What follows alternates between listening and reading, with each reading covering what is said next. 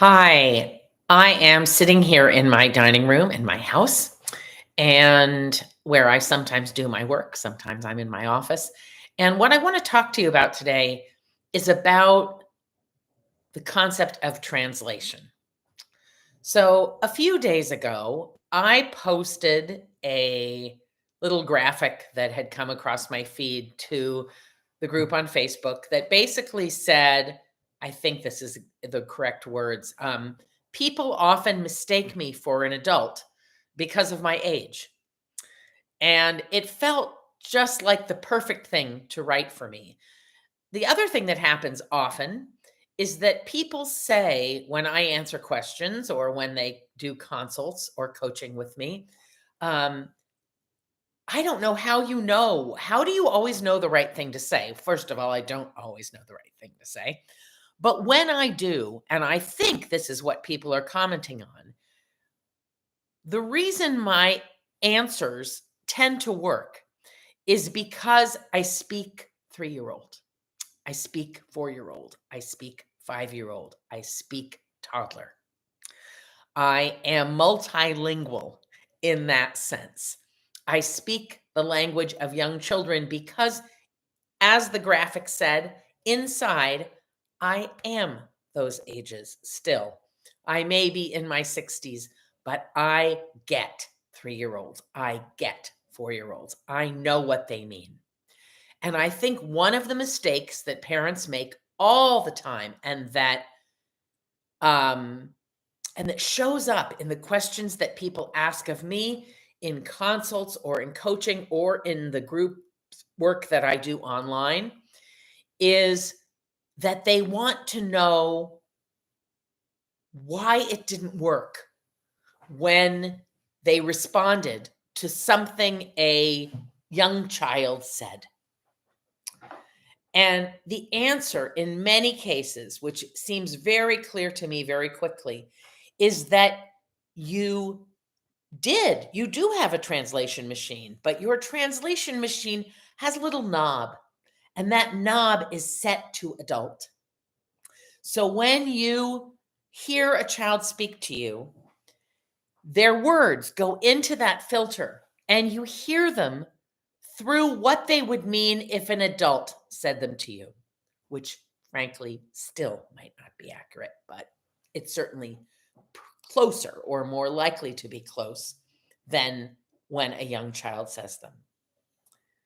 So, one of the most useful and critical skills to have in visible child and in mindful parenting is to hone, to develop, to strengthen your skills in translation so that when children say things to you, you hear what they mean, what they are trying to communicate, what they're trying to say, not what they're saying.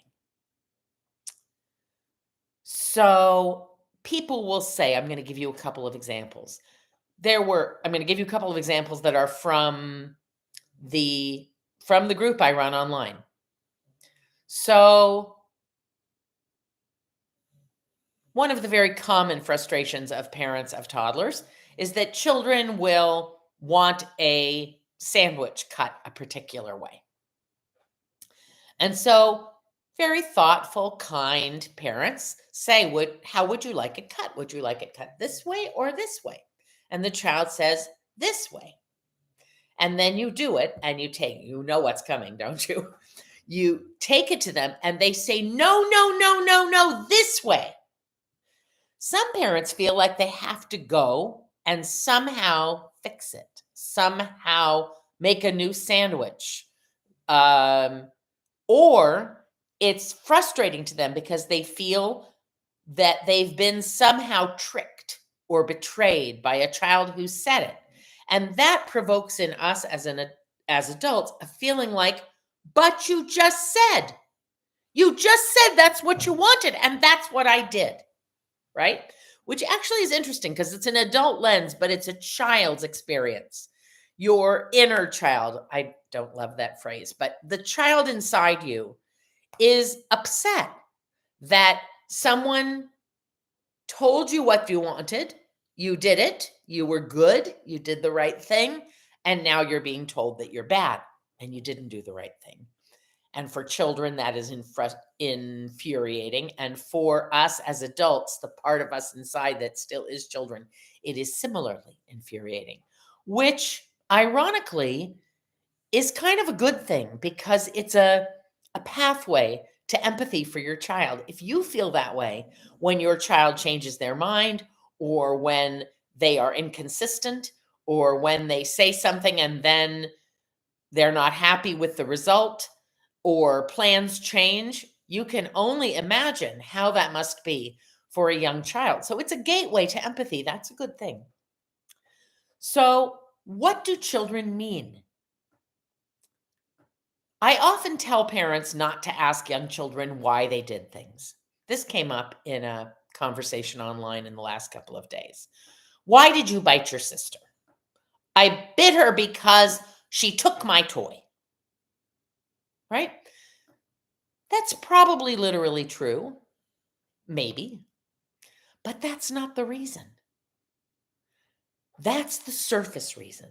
That's the most obvious reason. That's the most concrete, simple, right answer for a young child to give. The real answer is, I'm having a hard time having a little sister. I want my own space. I don't get enough time with you. You always take her side. People love her. People always talk about how she's so cute, and nobody ever talks about me anymore. Not all of those things. Any combination, one of them, two of them. Those are the real feelings that are being expressed. And no young child is ever going to say that, any of those things, because they don't have that level of reflective ability.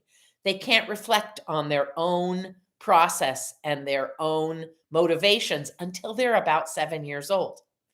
So that's the reason. It's not that it's a bad question to ask children why. It's just that you're not getting the real answer.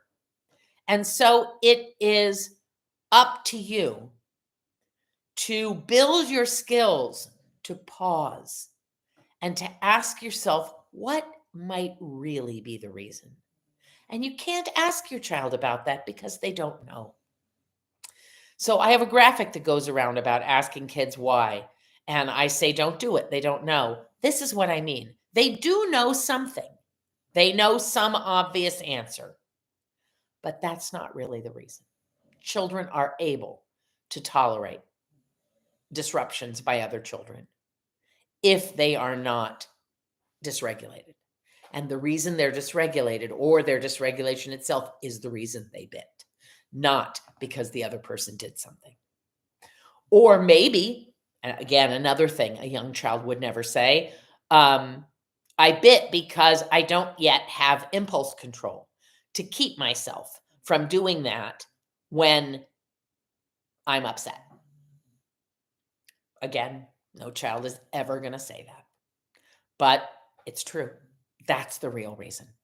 So when you develop a skill to translate what children are saying into what they mean on a deeper level, and you are able to then respond to them by responding to what they mean rather than what they said, you will be immensely more successful and connected in your relationship with children. So there was a conversation where a parent asked about yesterday, where they were trying to decode, in some ways, their 3-year-old who kept, quote unquote, asking permission to do things and then going and doing them. So this parent was frustrated that a child said, "Can I go outside?" And the parent said, "No, not right now. I'm busy doing these dishes. I can't take you out right now." And then the child went outside. And the parent wanted to know more about why they're asking for permission if it doesn't make any difference. And my answer to that question, which I wrote, but I'm saying here as well, is that they're not actually asking for permission. They're telling you what they want or what they're going to do. A 3-year-old is having a bit of a surge of personal power and agency. They want to make their own decisions. They're notifying you. They're telling you, this is what I'm going to do, and I can't be convinced otherwise. They are not asking you, even though it sounds like a question. The same is true of almost everything. Children who say, I hate you, don't mean they hate you. They mean they're frustrated with you.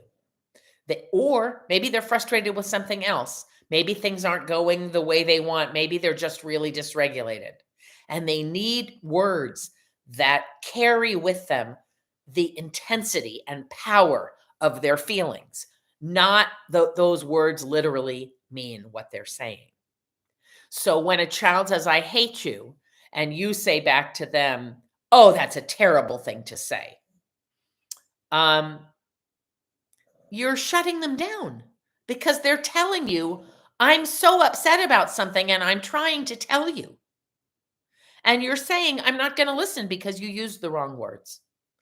I'm not here for you. I'm not compassionate. I'm not interested. I'm not curious because you used the wrong words. That's not the connecting kind of message you want to send to your child. Another thing that frequently happens is that 5-year-olds in particular, sometimes 4, sometimes 6, most often 5-year-old children, sometimes 3-year-olds as well, will use very violent language.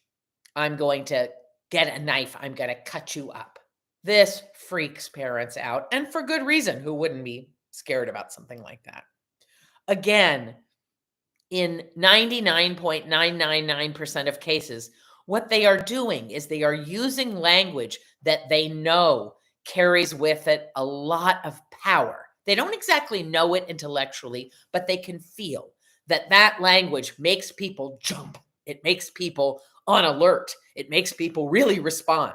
And so they know that that language carries a lot of power. And what they are trying to tell you is that I'm not just a little bit upset. I'm not just a little bit angry. I'm not just a little bit disappointed. I'm not even furious. Furious isn't a big enough word, and furious isn't a word that young children tend to use. I am so mad at you. I don't have any words to describe the way it feels inside my body. So I'm going to say something that carries that same kind of weight and power. And maybe it will get you to listen. Unfortunately, it doesn't often work that way because children are trying to express intensity and we fail in our translation efforts and we hear the literal words they're saying and not what they mean, what the emotion is, what they're trying to express, what the need is that they're trying to share, what the intensity of the emotion is. What they need is reflection of that, empathic reflection of the actual message that they're sending. This pertains to everything, not just things like violent language. How was your day at school? Fine. Good. All of us know that one. It doesn't mean that their day at school was fine or good. It means they don't want to talk about it. If you respond with, oh, tell me what was good about it, and they say, I don't know, that's because they didn't mean it was good. They meant, here's a word I can tell you that through a translation system means I don't want to talk about it. And you're still asking me questions. Did you not hear me say good? Good means I don't want to talk about it. Did you not hear that? This is the way young children operate. They do not, in most cases, speak accurately, reliably, in literal ways. The things they say are emotion laid into words.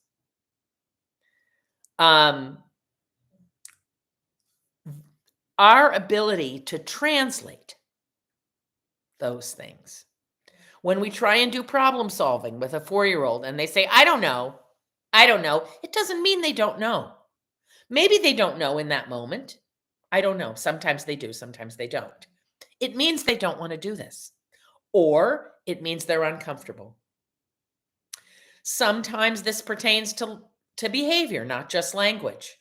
Children laugh when they're corrected. or they have a twinkle and they try and push some sort of boundary. And we think that is, um, a lot of us think that is oppositional or defiant kind of behavior. And I guess you could call it those things. But it is a way of asserting power. It is an expression of discomfort. People laugh when they're uncomfortable. People become a little dysregulated when they're uncomfortable. Not to get too personal about this, but I think about myself as a child. And one of the things that I did a lot as a child was that I got very nasty with my mother, in particular with my mother, also sometimes with my sisters. I got very nasty. I'm laughing because I think I still do this. I am in my 60s and I think I still do it. Old habits die hard. When I have done something wrong and I feel shame or I feel bad or I don't want to tell anybody what I've done or I'm disappointed in myself, I snap at people. I am much more likely to be dysregulated. I am much more likely to be impatient because somehow feeling vulnerable and soft and honest with people means they might see the things that I have done that are wrong or that are bad or that are lazy or that are irresponsible. And I don't want them to see that. So I put up my wall and I send a message, again, not a direct message, that says, stay away from me. I don't want to talk to you. It's not particularly healthy. I'm not claiming this is a good pattern.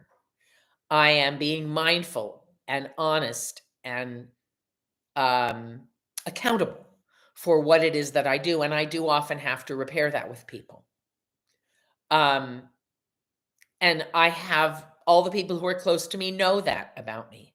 And hopefully they can use their translation machine and know that when I'm doing that, there might be something going on in me. And that the best way they might be able to connect with me is to slow down and pause and not take the snapping too seriously or too personally and say, is there something going on? And I might not even want to answer that.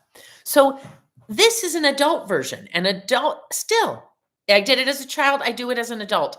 I work on it. I'm much more conscious of it. I do it less. I'm aware of it. I'm an ability to reflect on it. I have an ability to repair it. Those are all things that come with the maturity and the brain development of adulthood. But young children don't have that. So we, as the adults in their lives, have to hold what they mean for them with compassion, with generosity, with belief that they are doing the very best they can and they are trying to communicate something.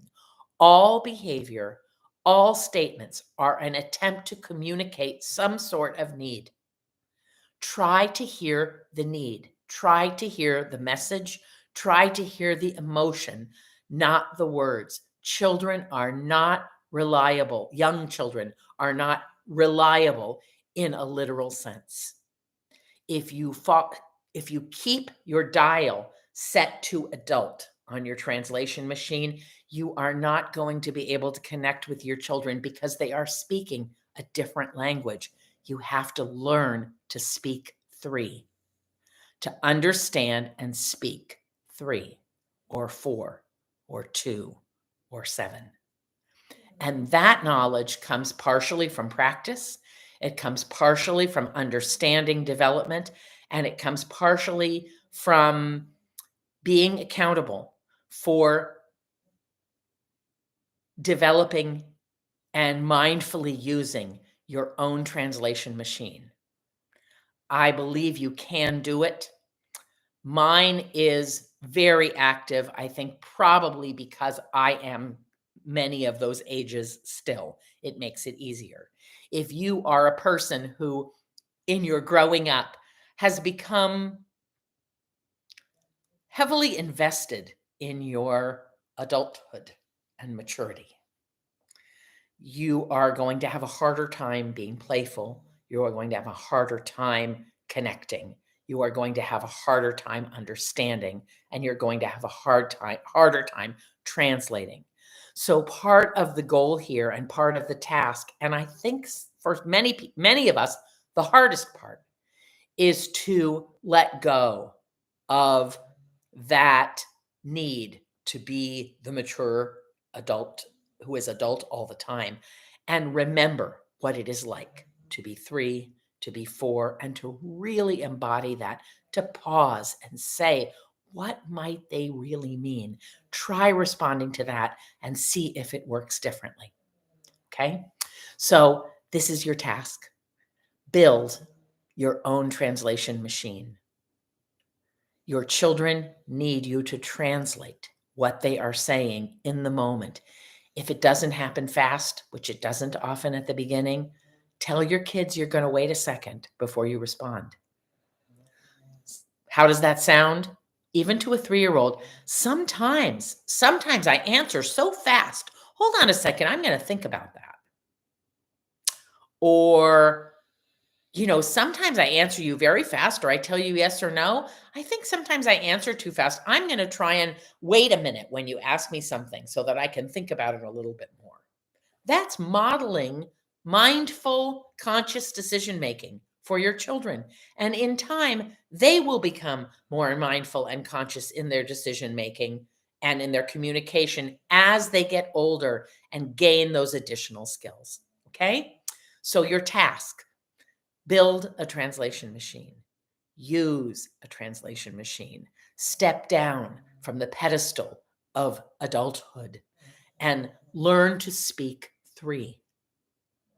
Okay. Thanks so much. And I will be doing many more of these videos in coming days. So stay tuned. Okay. Have a good day. Bye bye.